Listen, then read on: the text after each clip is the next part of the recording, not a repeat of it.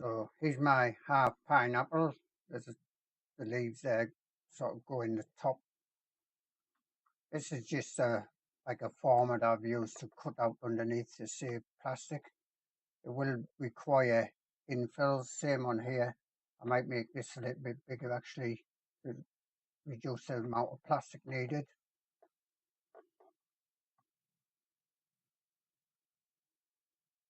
You could obviously put something in here. This is to go on a wall, that's why it's half.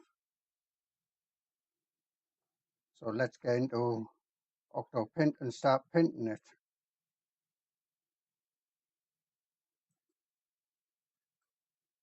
So here I am in OctoPrint, upload.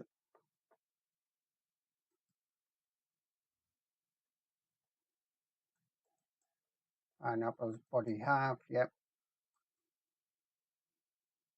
So that's uploading. And then it gives me a choice now. I want with supports on, because it is hollow inside. I think it would survive without supports on actually. I'm going to put supports on, start printing straight away. Oops, I almost forgot there to actually put the I don't want to start printing straight away. I want to put the time lapse on before I do anything. Time lapse modes, yep. Take this down to 1 second.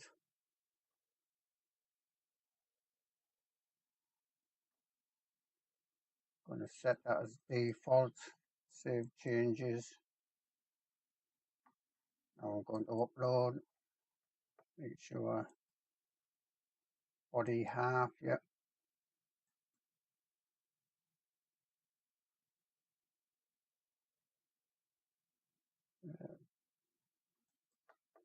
So once supports, want to start printing, slice, see it's slicing down here.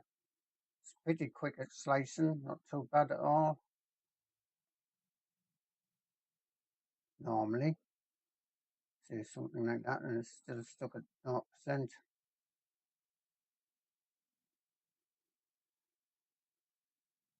There we go.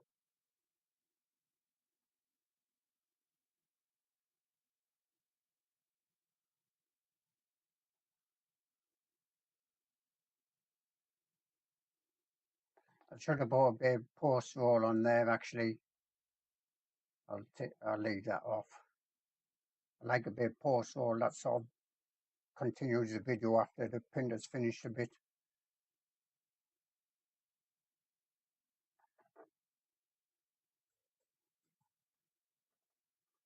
Two seconds is enough, I think. I might still be able to do that because I haven't finished, it hasn't finished. Once it's finished slicing, you can't change this. Set that as default. Just because I want to set it as default. See, note, time-lapse configuration disabled once it started printing. Let's go to control. Here I am, sat at my computer behind. There's a reflection of like a light ring in my server cabinet door. There's a big piece of glass in there. I know I'm getting this horrible squealing. One of these days I'll sort that out. I think it's the backlash springs rubbing on the threaded rods actually. That's what I think is doing that on one side. And I've tried oil, I've tried grease, and it doesn't help. Well, it's going to do the home. Let me zoom in on this in my browser. I do have control over this. If anything goes wrong, I can stop it, start it, come back, look at it. When I zoom in, I have to move these sort of things about a bit. And so you can zoom in quite a bit there.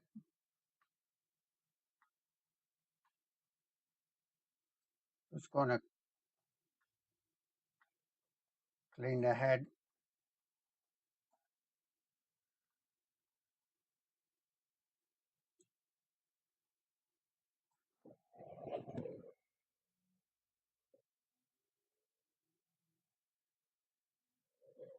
I'll come back when this actually, hang on, I got a red flash. Did I see red flash there?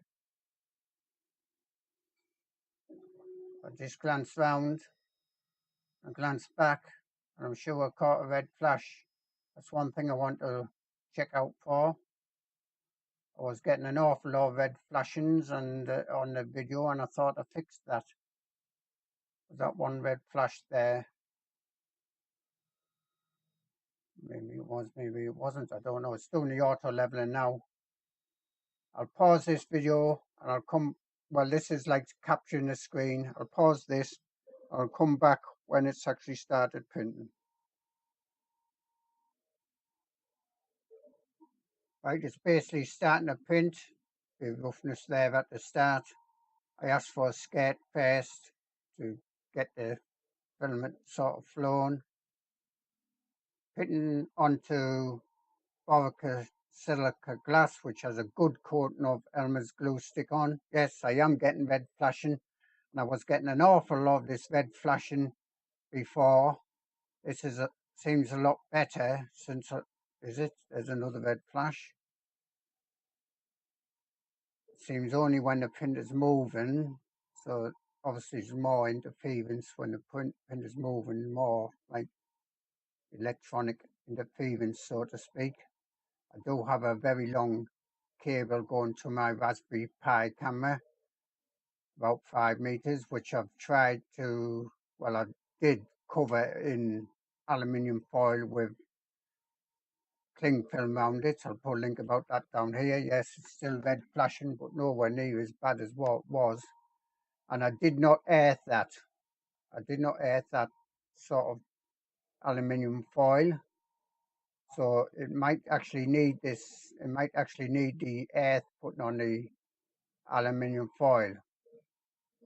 I'm getting a bit jerking there. That's what the vibrations are sort of jumping onto my camera. My camera is on a sort of cardboard shelf, which is neodymium magnets, which is stuck magnetically to my server cabinet, which I use to house my printer. That keeps it, any drafts out, keeps a bit of warmth in, helps keep the noise down, and I also have like fan filters on to help reduce any possibility of, well, pollution, shall we say. Yes, it's still definitely flashing there.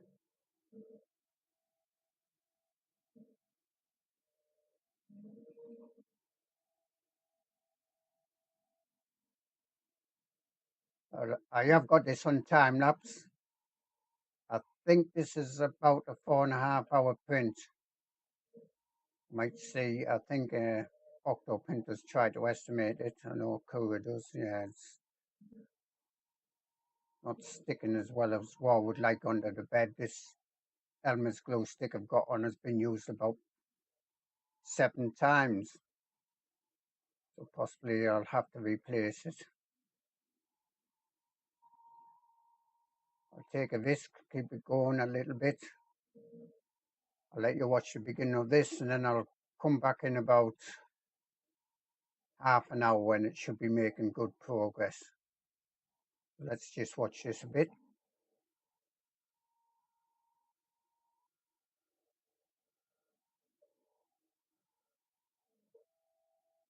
Well, actually I'll look at, see if it says the timer. So here I am in OctoPrint. Time left for, well, it says 5 hours up there, but it says time left 4.5 hours. One might include the like warm up time and the cool down time. That's why there might be a difference. So I'm talking about 5 hours of this print. I do have it on time lapse. 1 per second snap intervals. So look at the code viewer. Takes a bit to load up this, I think.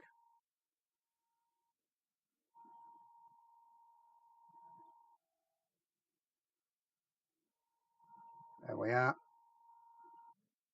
Or you can do things like zoom in on model. Yeah.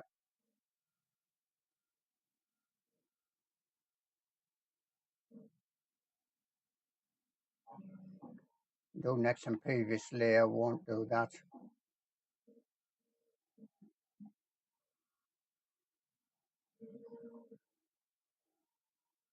So this gives an idea where the print head is moving, how the print head is moving.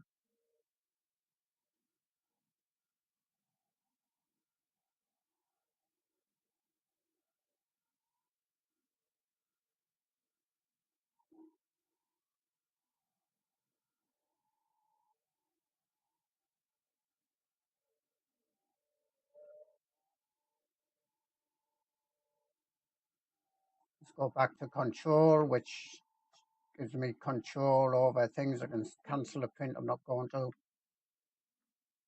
And I can see, view the print working. This does have supports on, that's why it's got this sort of cross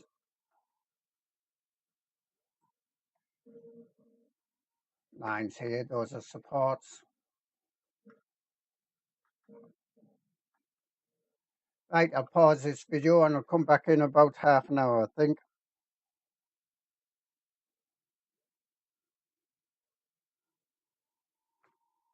So here I am back in OctoPrint. You can see the support there. See every so often it will jerk the camera, which is just on a sort of cardboard shelf, passing to my camera holder. I'll put a link about that down here. And that cardboard shelf is needing new magnets on. That is stuck onto my server cabinet shelf. My server cabinet contains the 3D printer to sort of keep it warm, keep any drafts off, etc., etc., etc. Keep some of the noise down, not a lot, but also has filtering on to stop any pollution, shall we say. See, that's still working.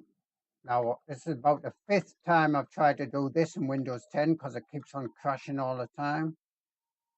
So we can see we almost coming up to an hour there. I'll just show you the temperature if I can. So that's all right. Temperature of the nozzle up there, bed down here, tells you the target temperatures. Let's do the code viewer. Now it takes a few moments to load in the code viewer.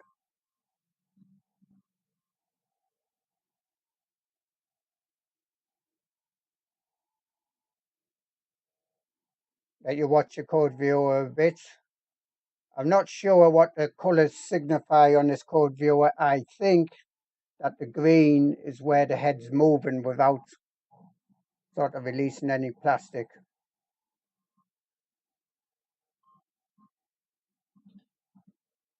That must be a support, I think. They're doing the supports there in the middle.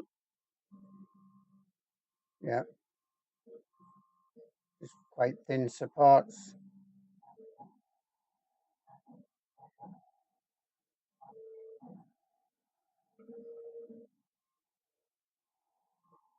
I could be wrong. Actually, it could be the green that's actually creating the plastic. You can do next layers and previous layers. I'm not going to do that. I think you can go up and down layers. Yeah, so I can go up and down layers here. Gradually scroll up. Oh, well, it goes up all the way actually. So it comes to the top and finish basically. Now, if I leave that on there, which is higher than it actually is, will it actually automatically change to where it is? I don't know. Let's go back to control, or I'll show you terminal. So there's the commands taking place. I'll click on time lapse. So there's the settings. Once time lapse has been started, you can't really stop it. Not without stopping the print. You can't change the settings.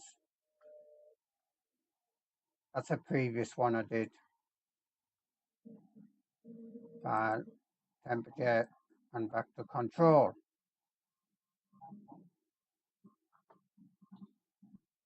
Oh, that's something I want to try and show you is the mobile phone. show you this on my mobile phone just now if it doesn't crash out. I don't know if I figured this crashing. If I select a shortcut on a desktop, I think it's different to selecting it from the taskbar.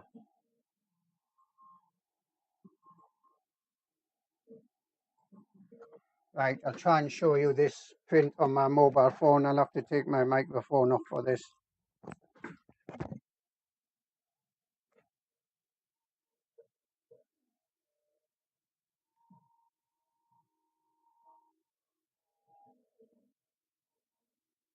It takes a bit for me to get logged in.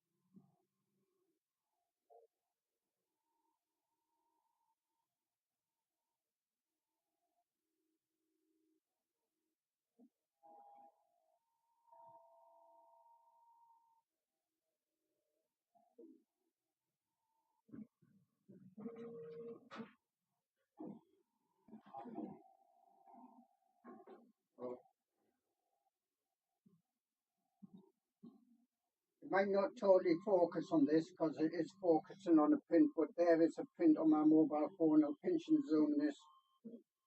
I cannot rotate this image on my mobile phone.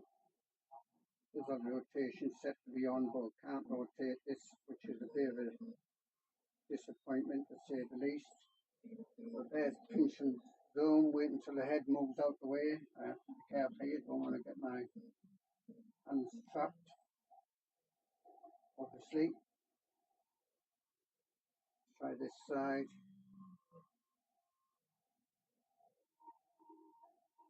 I think the latency on a mobile phone is just a little bit sluggish, but it's pretty good.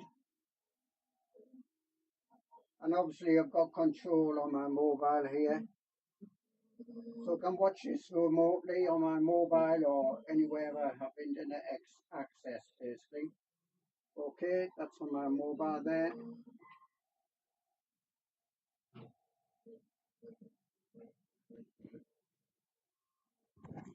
Hopefully you've seen that on my mobile. Right, I'm going to pause this video. Hopefully it's got that without crashing.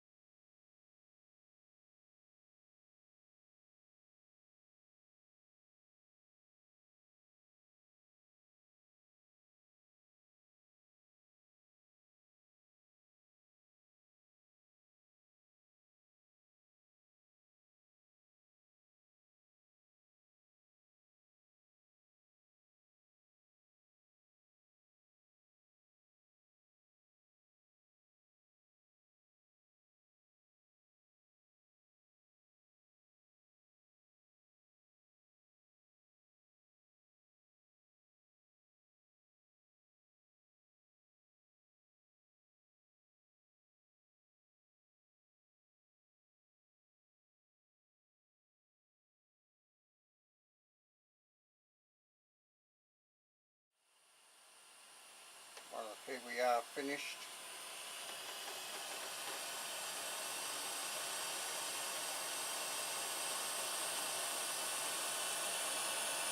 Also after the look of a pineapple. Obviously this will want painting. Well, there's only the person who wants this one painted. I'll ask them to paint it to see what they think. I'm not sure about the size. I did it the size, this is more of a sample, although this took 5.5 hours give or take a bit. But there is this does have infills on. It's come off the bed quite easy. I need to put some new Elmer's glow stick on this bed. There's the top here, there's like a bunch of leads almost will go in here. That's my next print. Dig out that infill. Shouldn't be too hard. See, there are some thin bits. Might be even gaps in it actually. Try and get in the light a bit more.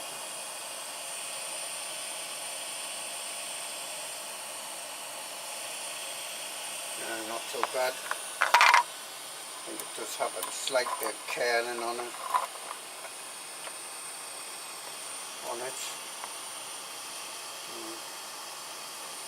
It is slight, it is very slight indeed.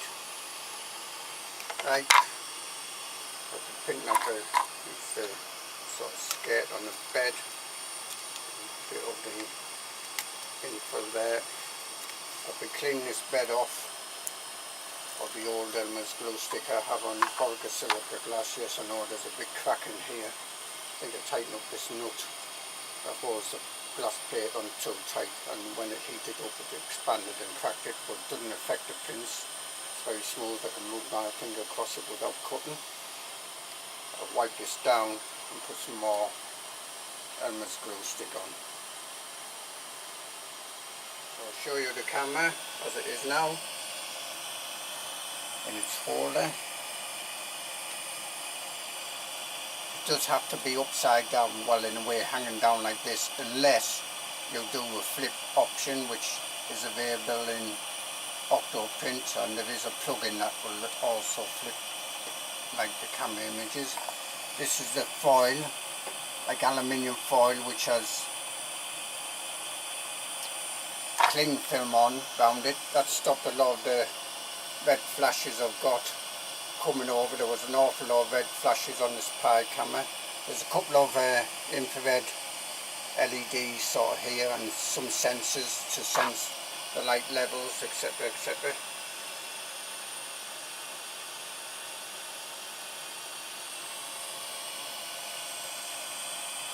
Don't want to move it about. And that's just on this piece of cardboard. And I made into a shelf, and there's neodymium magnets on that, so I can move it about if I need to. It's my ring, like a ring light here, blasting out the camera here. So it is a ring light. Okay, enough of that I think.